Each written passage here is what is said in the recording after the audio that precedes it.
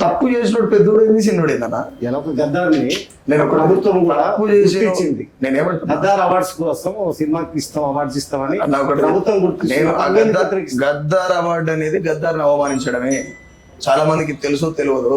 ఎట్లా? ఎందుకు అని అంటే ఆ గద్దార్ అవార్డు అనేది ఒకానొక టైంలో రంగుల ప్రపంచం అనేది ప్రజల జీవితం ఉండదురా దాని మీద అని మాట్లాడినటువంటి గద్దార్ అన్న, అదే గద్దార్ అన్న పేరు తీసుకుపోయి దాన్ని పెట్టినంటే గద్దార్ని అవమానించినట్ట, ప్రేరేపించినట్ట.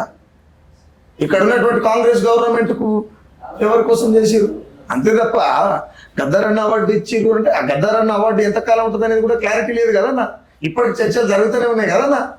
ఎనగాకపోయినా కదన్నా సినిమా వాళ్ళతో కూర్చొని మాట్లాడింది కదా.